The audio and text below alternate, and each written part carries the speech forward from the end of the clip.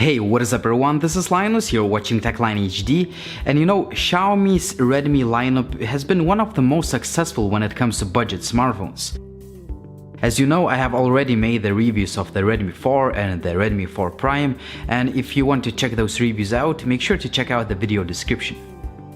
So today I have the Redmi 4A. I know that most of the reviews are already out and my review is kind of late, but I still think it's a pretty cool smartphone for the price, as you can get it for roughly 120 bucks. It has a decent design, pretty good specs for the price, but as always, if you want to find out more, stay tuned for the full review.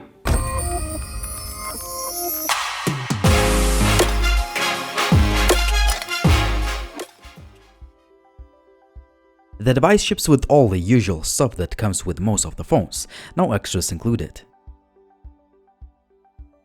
As all of the Redmi phones, the Redmi 4A is a compact device due to its 5-inch 720p resolution panel, which may not be the sharpest out there, but it is definitely a pretty good and vibrant display for the phone this cheap. The phone is well built, but honestly, it does not feel as premium as the Redmi 4. It is made entirely of plastic, including the buttons, which are at least responsive and tactile.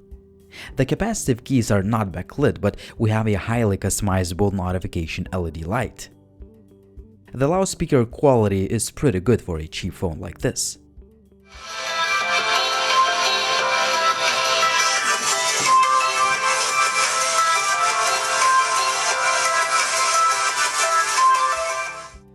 The sound quality via the headset jack is great, no distortions, rich and balanced sound, and great volume output.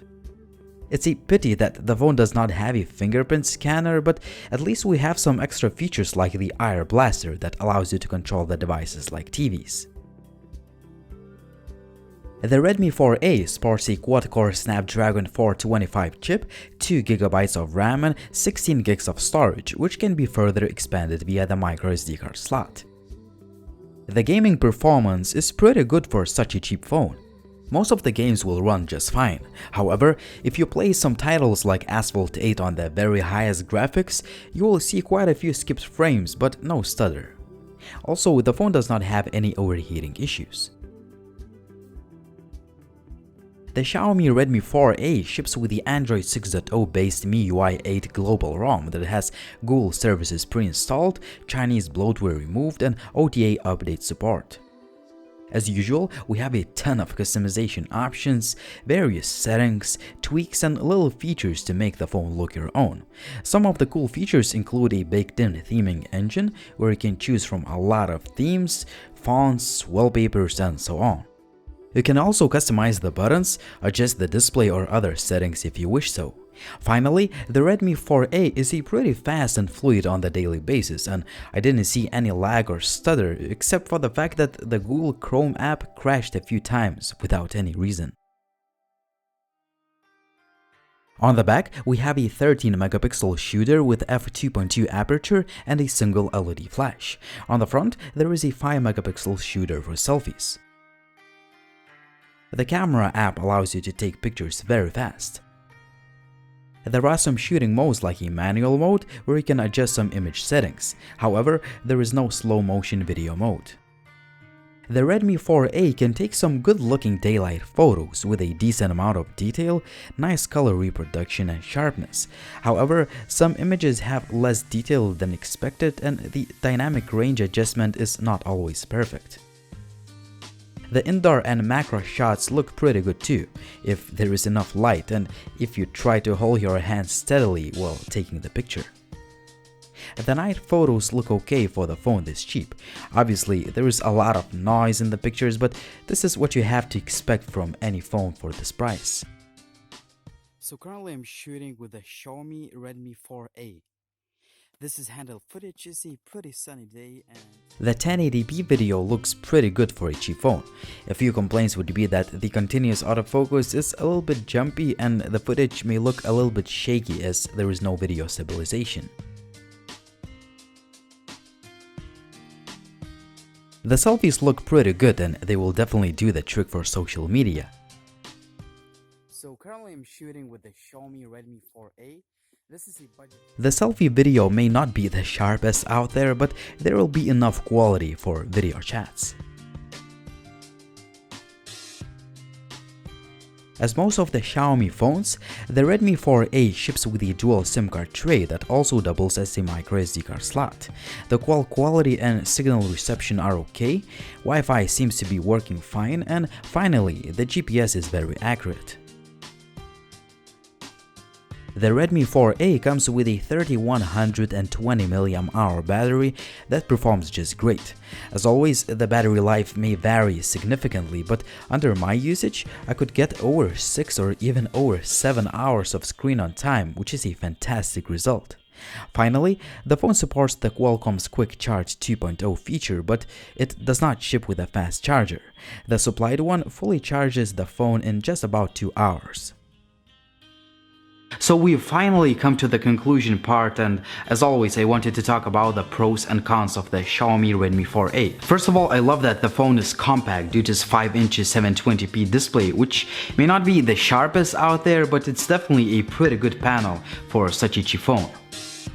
Also, the phone has some pretty good specs. Obviously, these are not the flagship grade specs, but the device can handle 3D games and the UI performance is good, even though the MIUI 8 has plenty of features and customization options.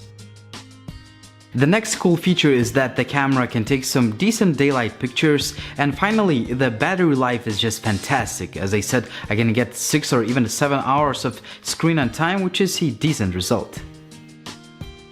Alright, so let's talk about the shortcomings. So first of all, as I said, the phone is well made, it feels kind of nice in the hand, but it's made of plastic and it feels kind of cheap, especially if you compare this phone to the Redmi 4 or Redmi 4 Prime.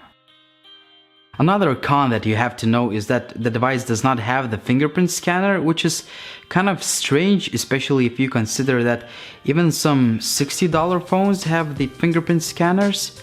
And another shortcoming is that the buttons, the capacitive buttons, are not backlit. And last but not least, I keep saying that the phone supports the quick charge feature, but it does not ship with a fast charger. I mean, I know that Xiaomi does that to reduce the price of the device, but I would pay like $5 more to get that fast charger out of the box. So in conclusion, the Redmi 4A is definitely a great phone despite having some shortcomings, but the question is, should you buy this phone or should you go with the Xiaomi Redmi 4 or Redmi 4 Prime? The answer to that question would be, if you are on a very tight budget, you can go with the Redmi 4A because it has a lot of great features and it's a great phone despite some shortcomings. But if you're willing to spend like $25 or $30 more, I would suggest you to go with the Redmi 4 because it has a metal design, all metal build, it feels more premium in the hand, and it also has some other extra features like a fingerprint scanner.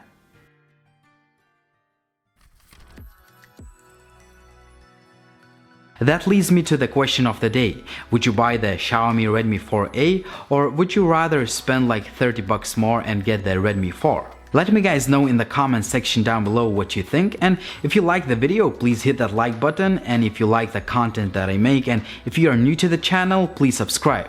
And if you want to get all the latest updates, please check out my social media like Facebook, Twitter or Instagram.